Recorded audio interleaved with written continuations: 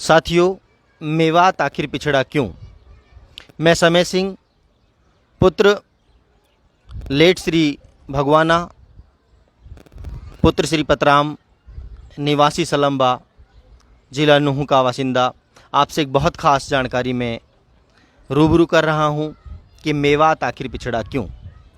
साथियों, दिल्ली से हम सिर्फ 70 किलोमीटर दूर हैं और अभी मार्च 2018 में भारत के नीति आयोग के माध्यम से 101 जिलों की एक लिस्ट बनाई गई, सर्वे किया गया और उस लिस्ट में घोषित किया गया कि हरियाणा का जो ज़िला नूंह है, इलाका मेवात है, वो भारत का सबसे पिछड़ा हुआ ज़िला है।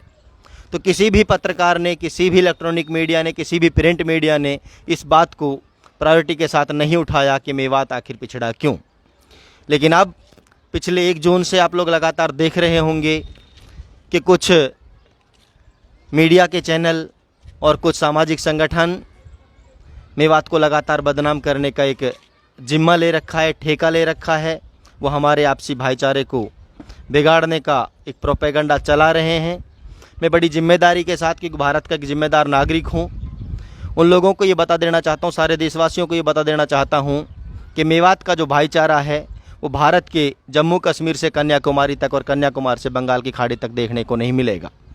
मैं कुछ ऐसे ठोस तथ्य आपके सामने प्रस्तुत करना चाहता हूं साथियों कि नूंह जो ज़िला मुख्यालय है उससे महज 5 किलोमीटर दूर एक गांव है चंदेनी।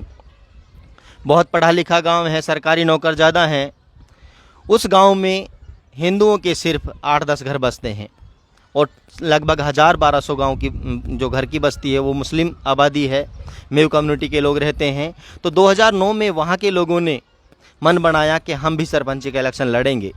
तो दोस्तों, बिना रिजर्व कैटेगरी के कोई 80 का आदमी इलेक्शन नहीं लड़ सकता था, लेकिन उन मुस्लिम भाइयों के प्यार और सौहार्द और भाईचारे की बदौलत उन लोगों ने जनरल की सीट से इलेक्शन फाइट किया और वो पूरे 5 साल सरपंची किए।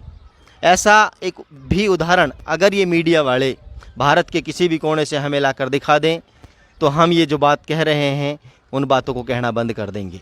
मैं खुद जो समय सिंह आपसे बात कर रहा हूँ, अभी जो 2016 में जनवरी में इलेक्शन हुआ था हरियाणा में, मेरा भी मन था कि मैं इलेक्शन फ़ाइट करूं। तो मेरा जो गांव है सलम्बा, वो लगभग 1000-1100 घर की बस्ती है, सारी ही मुसलमानों की बस्ती है। वहाँ पे जो हिंदू कम्युनिटी के घर हैं वो SC और OBC को मिलाकर लगभग टोटल 30 घर हैं या 40 घर हैं और बाकी लगभग 1150 घर मुसलमानों के हैं।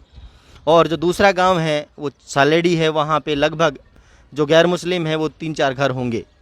यानी कि टोटल जो वोटों परसेंटेज की बात है तो वो गैर मुस्लिमों की यानी हिंदुओं की होगी 3%, 4% और मुसलमानों की है 97%। तो 97% वोटों में से अगर कोई गैर मुस्लिम साथी इलेक्शन लड़ना चाहे तो वोट मेरे हिसाब से, अगर कम्युनिटी के हिसाब से देखा जाए तो नहीं जीत सकता। लेकिन दोस्तों, दोनों गांवों ने बाकायदा मुझे बड़े प्यार और इज्जत के साथ इलेक्ट किया। इलेक्शन में अपने ही मुसलमान भाइयों को हराया और 1098 वोट से मुझे जिताया। इससे बड़े प्यार और सौहार्द की बात शायद भारत के किसी दूसरे कोने में मिले। लेकिन उससे भी जो बड़ी बात अभी जो चलाई जा रही है कि मेवात से हिंदुओं का पलायन, मेरे भी कुछ रिश्तेदार हैं, मेरे भी गांव के लोग हैं जो शहरों में चले गए हैं। वो सिर्फ इस पिछड़ेपन के बदौलत गए हैं, अपने विकास के लिए गए हैं, ना कि किसी के भगाए भगे हैं।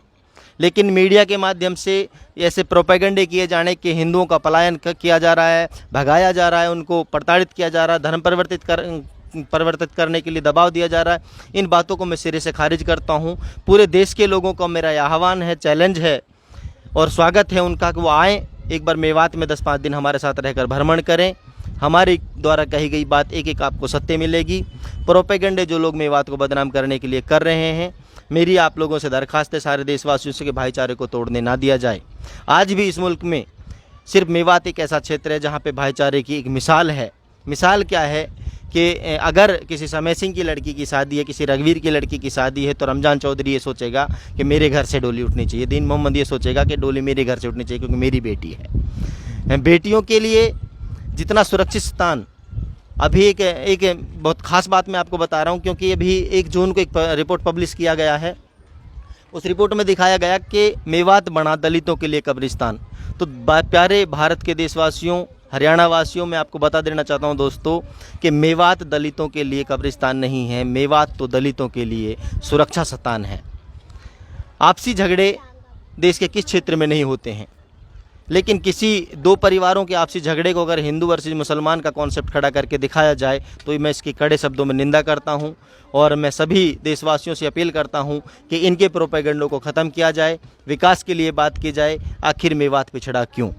मेवात अगर पिछड़ा है तो वो सरकारों की बदनीयती की कारण पिछड़ा है। इसमें विकास के लिए मैं अपील करता हूं कि अगर सरकार को इतनी ही मेवात की जिम्मेदारी की, मेवात के पिछड़ेपन की या मेवात से हमदर्दी है तो यहाँ पे एक यूनिवर्सिटी खोल के दिखाए।